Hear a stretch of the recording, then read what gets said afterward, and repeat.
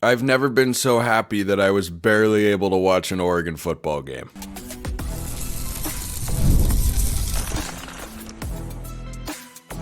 You are Locked On Ducks, your daily podcast on the Oregon Ducks.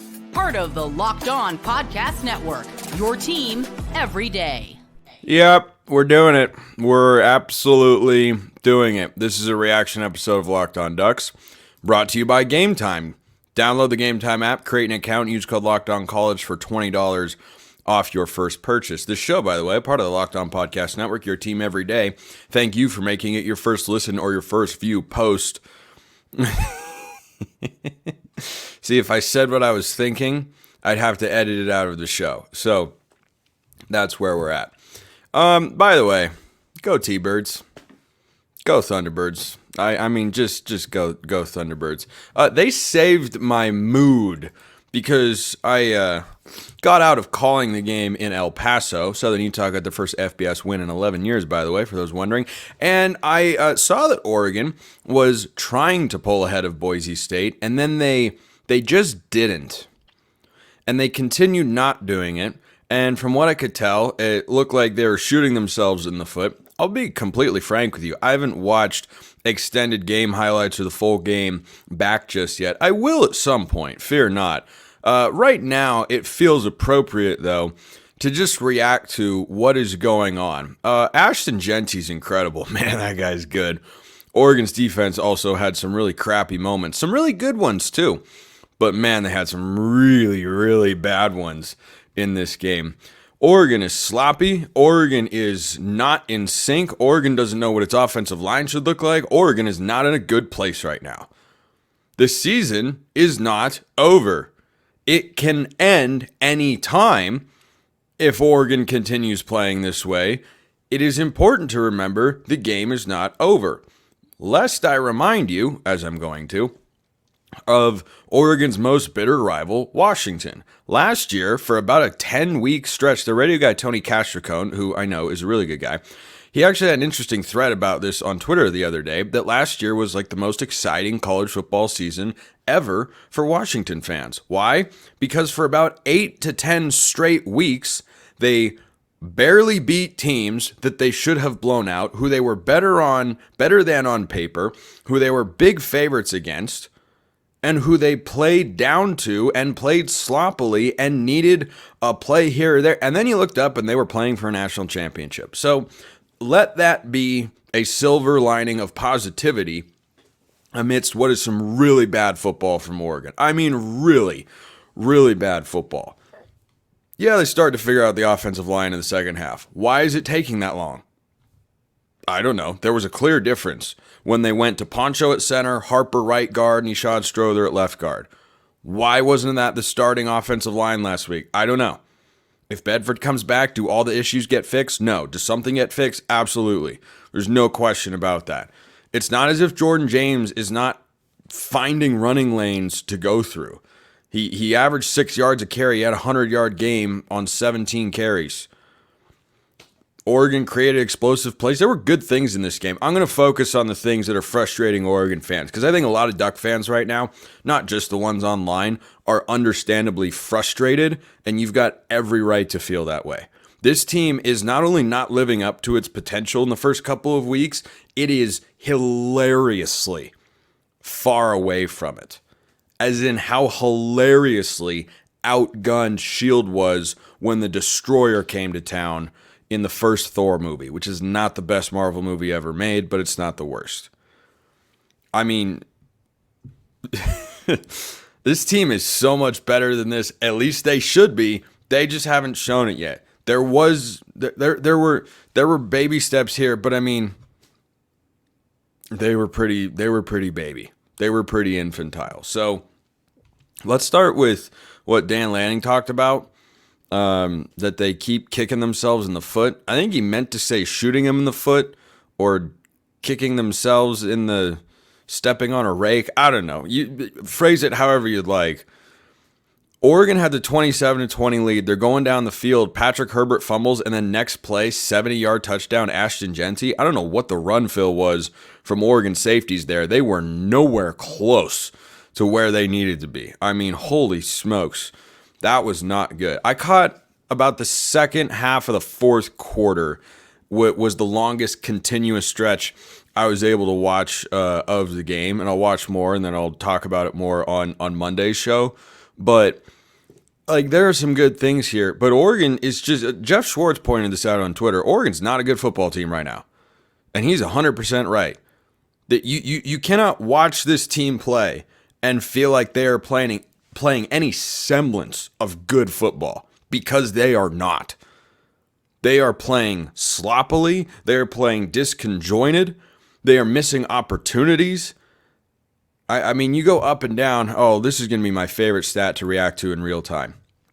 And by the way, just in case you ever doubt how much I care about you all, I'm recording this show after 3:30 a.m. local time. Granted, I have no inclination to sleep right now because the T-Birds have got my emotions pumping, but penalties, 9 for 74 yards. Oregon is out rushed in this game by over double. Oregon is out-possessed in the game. Oregon is outgained. Oregon is 4 of 12 on third down. They held Boise State to 9 of 19. That's not bad. 4 of 12 on third down. There's our favorite stat. 3 yards per carry. That's a little misleading because the NCAA factors in sack yards as rush yards for reasons that I cannot quite figure out. But number one, let's stop playing teams from the state of Idaho. The Vandals, by the way, beat FBS Wyoming on the road. So clearly they're a powerhouse. Like, legitimately, they're going to be a great FCS team. That does not excuse what is happening right now with Oregon football. If they do not up their level of play, everything you thought this team could accomplish, which they're capable of, will go right out the window. Right out the window. Because this is just ugly football. And look, is it better to be not celebrating? That's not the right word. What's the right word I'm looking for? Is it better to have a collective group therapy session to a win than it is to a loss? Yeah, it is. This could be a lot worse. You know how I know? I watched Northern Illinois go into Notre Dame and beat the Fighting Irish. So listen up, Duck fans. This is important. Life could be worse. It could be better, and I hope it gets better, but it could be worse. Oregon is outgained, loses the turnover battle, fewer first downs, less time of possession, outrushed. Dude, like, how'd they win this football game? How in the world? Ashton Genty, 25 for 192 and 3 scores. Do you think he would do that against Ohio State? I don't. He could put up yards. That dude's incredible. I mean, absolutely incredible. But I don't think he's doing that against Ohio State. I don't think he's doing that against Georgia. And that's where Oregon wants to be. That's where they're expected to be. And they are not there right now. And frankly, they don't look particularly close. It is an absolute blessing that they do not have a big-time non-conference game. Though, frankly, right now, would anyone push it past this Oregon team to mess around and lose the Civil War next week? Not with the way they're playing. Oregon State's off to a 2-0 start. You know they're going to have an extra bit of juice since Oregon, though not the main figure, was a contributing player to the downfall of the Pac-12. That's... Okay. They went to San Diego State. They shut out the Aztecs 21-0. So their defense is clearly just fine. How do you feel about Oregon's offense right now? Not great, Bob. Not great. I don't even know what that's from. Like, I know that's a cultural meme or whatever, but I don't even know what that's from. So there's more to get to, because you can see over there on the background here on YouTube. We're just gonna talk about it. This is a air the grievances section, and there are still more grievances to get to somehow, some way. That's coming up next.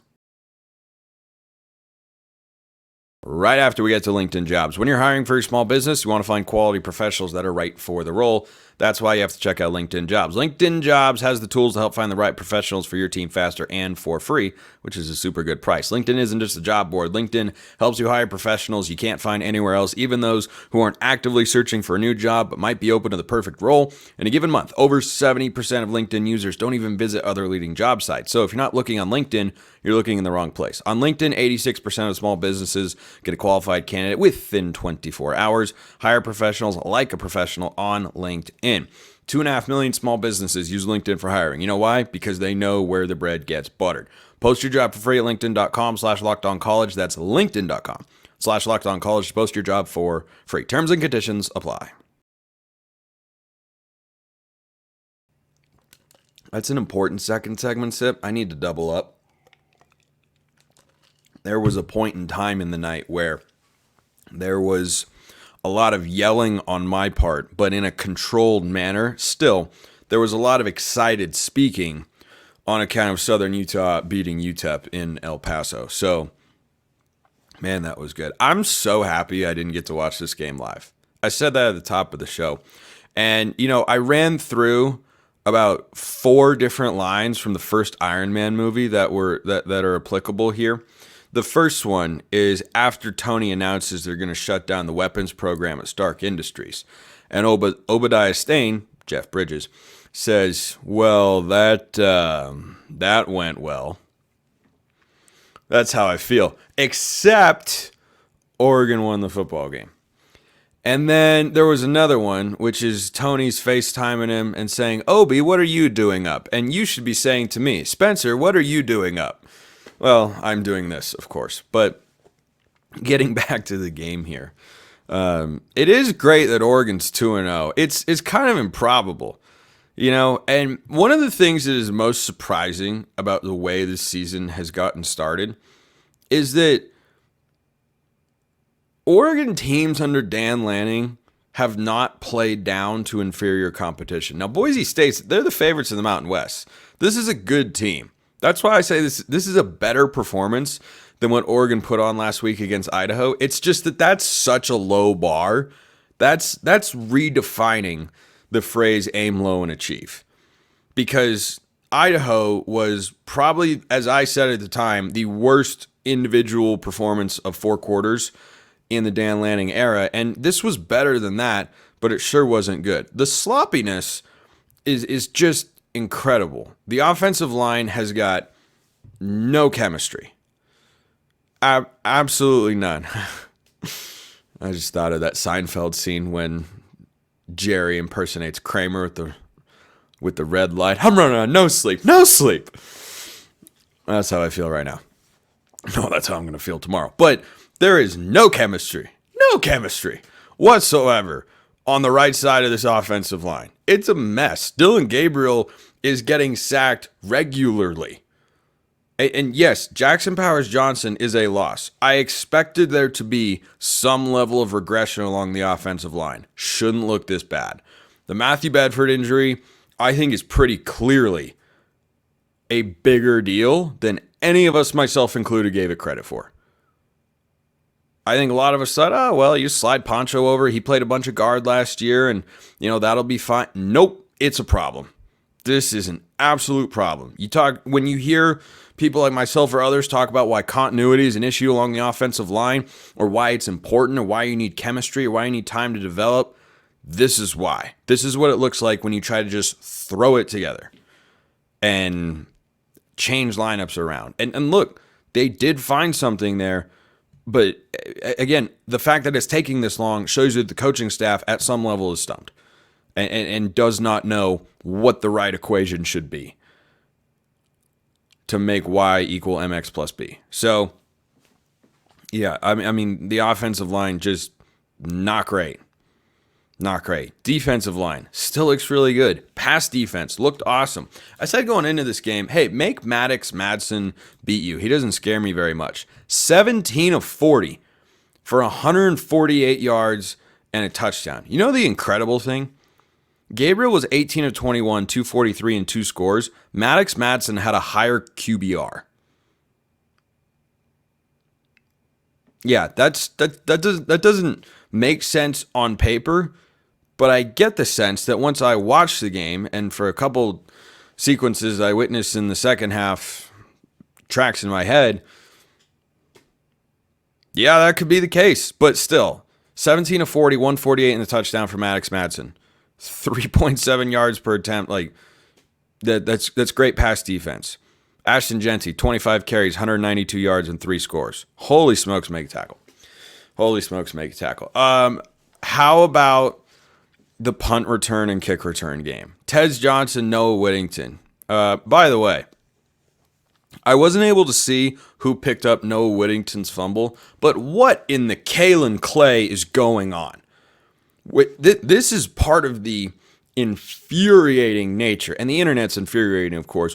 Oregon got helped by the refs. This is confirmed. What's going on? Like, the Oregon guy picks up the ball, you genius. Watch for more than 2 seconds. It's just, oh my gosh. Twitter sometimes. Such a great place, but so moronic sometimes. So, when Oregon fans are watching this team, I think they're seeing a lack of continuity. They're seeing a lack of discipline, and that's just a perfect example of it. Shout out to whoever picked up the ball. I mean, that guy, hero of the Republic. Again, I'm sure you all know who it was. I did not catch the name, and I just came home and hopped on to record. If you know, drop it in the YouTube comments or hit me up on Twitter and let me know. But like that's just the perfect encapsulation of what is going on with this Oregon team right now. I mean, Tez Johnson looking like a guy he idolized growing up, DeAnthony Thomas on the punt return. That was sweet. That was so fantastically awesome. Trayshawn Holden had a long touchdown. Evan Stewart had a long catch. There were some positives there. But man, I tell you what. It is just really frustrating to watch a team that is this talented, that Oregon has invested this much in, that has this much potential, just play like crap. There's no other way to put it. They're playing like crap. They didn't play as poorly as last week. They still played poorly. And the Ohio State, Oregon's got 3 games before they play Ohio State, and then you get a real measuring stick. I mean, Oregon State next week, you better win that football game. And UCLA the following week, they're not any good. I hope you don't struggle. Michigan State at home could be a little better than we thought, but still, game is at home. Although Jonathan Smith has beaten Dan Lanning when he shouldn't once before. So I'll just leave that out there for the moment, because this Oregon team has only shown us so far that they can play to the level of their competition, which has been below them in consecutive weeks. If that continues, maybe they play up for Ohio State. And it's a Mario Cristobal season after all. And you play down to the teams you should blow out, and you play up to the teams that you shouldn't beat. Maybe that's how it's going to be. Kalen DeBoer's a really good coach. His Alabama team struggled with South Florida this week. His Washington team lost last year to 2 years ago to a 3-9 ASU team. How about Kenny Dillingham, by the way? If you don't know, he beat Mississippi State's first time Arizona State's ever beaten an SEC team as a program. Dilly's doing a really, really good job down there in Tempe. And I don't even remember where I was going with that particular thought. Maybe it's just going to be one of those years where you play. Oh, right, Arizona State. Washington lost to that Arizona State team. Doesn't always make sense. College football doesn't always make sense. How can Notre Dame go on the road and beat Texas A&M, which has an objectively more talented roster than Northern Illinois, and then come back home and lose to Northern Illinois? I don't know. Emotional letdown factor. You're dealing with kids. Football is hard. List any explanation you want, but sometimes it just goes awry and you need to find a way to win the games, and Oregon has done that. Are they going to drop in the polls again this week? Probably. Maybe not as much. Maybe they only go to 8 or 9. Last week was from 3 to 7 because you're playing an actual playoff contender in Boise State. Boise State could very well find themselves in the playoff at the end of the year, and that just wouldn't shock me in the slightest. They could win the Mountain West, be the highest-ranked Group of 5 team in all of college football. Boise State played well, but Oregon just kept giving them chances. The fumble, the almost dropped ball at the goal line, needing special teams touchdowns. Will Stein getting too cute every now and then. I just, so many things. Last week, it felt here's the crazy thing. Well, that's going to be its own thought. That thought, as long as I don't forget it as I'm recording the show, is coming up next. First, let's talk about Game Time, which has a new feature called Game Time Picks that makes getting tickets for your favorite live events even easier. Game Time Picks filters out the fluff to show you only incredible deals on great seats so you don't have to waste time searching through thousands of tickets. Game Time Picks makes it easier to save more on sports, concerts, comedy, theater, whatever you're looking for. They've got it. Their all-in pricing feature, which you can toggle on, shows the total up front with no surprise fees at checkout. You turn it on and boom, you know exactly what the total is going to be, and you get a panoramic view of your seat before you arrive, so you know exactly what to expect. Take the guesswork out of buying tickets with Game Time. Download the Game Time app, create an account, use code LOCKEDONCollege for $20 off your first purchase. Terms apply. Again, create an account, redeem code LOCKEDONCOLLEGE for $20 off. Download Game Time today. What time is it? Game Time. So, you got to find a way to win football games. And Oregon has done that. But the way that they're playing is just really frustrating for Oregon fans because it's nowhere near their potential in any way, shape, or form.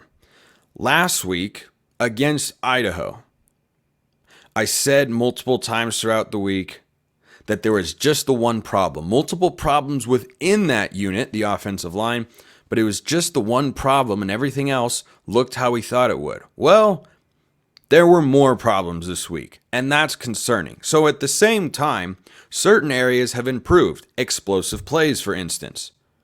And you took a step forward in that regard. That's great.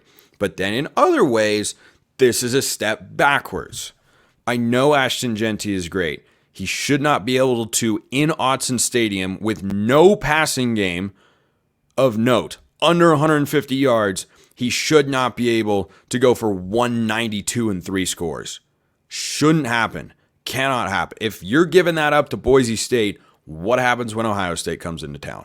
What happens when Michigan runs the ball in the big house 30 times in a row like they did against Penn State last year? That's what I'd be doing. And I think the Oregon defensive line still looks good and disruptive. And it's everybody else in the run game that is not up to the standard right now. Doesn't mean it can't change, but it does not look good at this point in time. So that's the concerning part. It's just, it was one thing after another. It's penalties. It's sloppy O-line play. It's Dylan Gabriel missing 2 wide open deep shots that could have helped put the game on ice. Do I think that the world is falling? No. But are there cracks in the ceiling, and are you getting a couple leaky drops of water from a pipe in there? Yeah. And it's not just, oh, I felt one drop. No, you have a bucket on the floor to stop the water from getting onto the carpet. And you have to go and get that fixed. Fundamentally, this Oregon team has just got to play better across the board. I still have faith that they're capable of improving. We just need to see tangible steps. You've got 3 games. Plus, there's a bye week in there, I believe. Until it's 1 month, essentially. It's 1 month until the Ohio State game. That's when we will know. Amidst everything that happens between now and then, that's when we will know. They could play horribly against Oregon State and scrape out a win next week in Corvallis, where, by the way, Oregon hasn't won since 2018. Just throwing that out there. And then they could play UCLA on the road. They could beat them pretty well. They could play better against Michigan State. But those are your chances with a bye week mixed in. And then you play Ohio State. And then Oregon fans will know. You'll know. Because right now, September 8th, 2024, Oregon's not a national championship caliber team. They're not even a Big Ten championship caliber team. Though, again, this is how everything just, college football is just fun like this. Fun, exciting, interesting, unpredictable. Penn State could have lost to Bowling Green at home. They looked great week 1 against West Virginia. And USC looks very good through the first couple of weeks. Michigan looked like a fraudulent top 10 team. I never would have put them in the top 10. They could be top 20, top 25, though. And Texas dog-walked them, so Texas looks like a national title contender. But if you're going to get to that level, you got to show it at some point, but then you have to bring it in the games that really count. And that's what I'll be looking for with this Oregon team, because they're not good enough right now. And look, I spent all offseason hyping them up and saying what they're capable of. Why? Because it was all true. It is still true that that's what they're capable of. But having the capability and realizing that potential are two different things. They're two different things, and we are not seeing step two. Step one is still there. If this season flames out and Oregon ends up going 8-4, 9-3, I'm not going to look back and say, oh man, we're wrong on the talent acquisition, the guys that they had. Nope. Bunch of guys were proven from last year, and a bunch of other guys were proven in other places. And you know that they are good. And the transfer portal discussion, I'm sure, will come into play in the offseason if that materializes. But right now, that's not where Oregon is headed. Right now, Oregon's 2-0. That's the positive note we're going to end on here. Oregon has played 2 weeks of crappy football, and they're 2-0. That's the good news. The bad news is they have more things to clean up after this week than they did after last week. Talk to you again on Monday. Appreciate everyone listening. I'll see you next time. Have a wonderful rest of your day, and go Ducks.